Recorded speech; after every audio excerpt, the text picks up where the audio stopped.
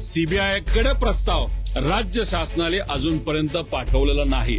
त्यामुळे सत्तेत असणारे अजितदादांबरोबर अनेक वर्ष काम केलेले अनेक लोक किती वेळा स्मरणपत्र देणारे हे त्यांनाच त्या ठिकाणी माहिती आहे।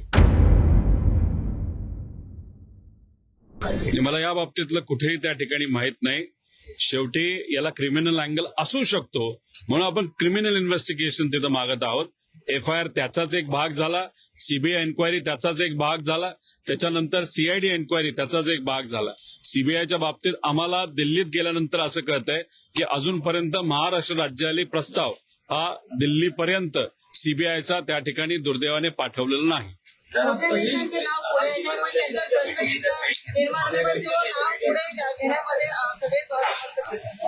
कोणी ना कोणीतरी मोठा व्यक्ती या विषयाच्या पाठीमागे आहे, म्हणूनच कुठेतरी VSR ला वाचवलं जात आहे असं आमचं आधीपासूनचं मत आहे। पण आतापर्यंत जी माहिती आम्ही पुढे आणली होती ती थोडक्यात माहिती होती, बरीचशी माहिती अजून आमच्यापर्यंत आहे। त्यामुळे पुढच्या काही दिवसामध्ये सरकारकडनं काय केलं जातं हे आपल्याला त्या ठिकाणी बघावं लागेल आणि नंतर नाईलाज होऊन जी काही शेवटची माहिती आहे, मोठी माहिती आहे ती आपल्या सर्वांच्या माध्यमातून लोकांपुढे आम्ही आणल्याशिवाय राहणार नाही।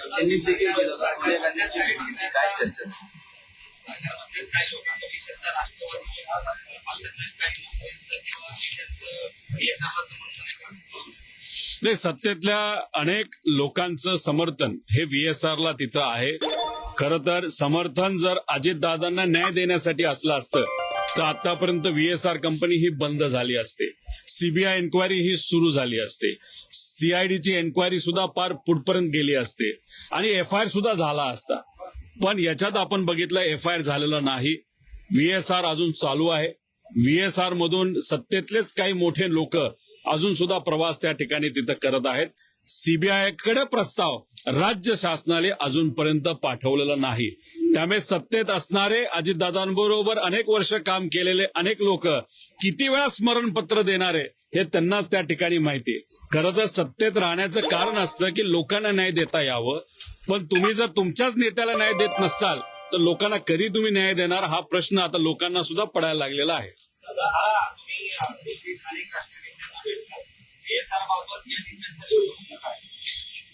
मी महाराष्ट्रामध्ये या सेशनमध्ये अल्पकालीन चर्चा असेल, लक्षवेधी असेल, त्याच्यातून हा मुद्दा मांडला होता। तो त्या ठिकाणी ऑनलाईन सुद्धा टाकला होता, पण दुर्दैव असून तो अजून तिथपर्यंत सिलेक्ट झालेला नाही, नाही तर तो चर्चेत आलेला नाही। मग महाराष्ट्रात कुठंच काही होत नाही असं दिसल्यानंतर दिल्लीत जाऊन, कारण का शेवटी एव्हिएशन मंत्रालय दिल्लीमध्ये येतं, सीबीआय दिल्लीमध्ये येतं आणि मग तिथे जाऊन तिथे असणारे जे मोठे नेते आहेत तिथं योगायोगाने पार्लमेंट सुद्धा सुरू आहे। मग SP पक्ष असेल, त्याच्याच बरोबर त्यानंतर TMC पक्ष असेल, नाही तर आपले इतर जे महत्वाचे पक्ष आहेत त्यांच्या नेत्यांना भेटलो आणि सगळ्यात महत्वाचं म्हणजे काँग्रेसचे नेते आणि या देशाचे विरोधी पक्ष नेता राहुलजी गांधी यांना त्या ठिकाणी भेटलो। खरगेजींना जे अपर हाऊसचे नेते आणि विरोधी पक्ष नेते आहेत त्यांना त्या ठिकाणी भेटलो आणि त्यांना हीच विनंती केली की इथं FIR घेतला जात नाही।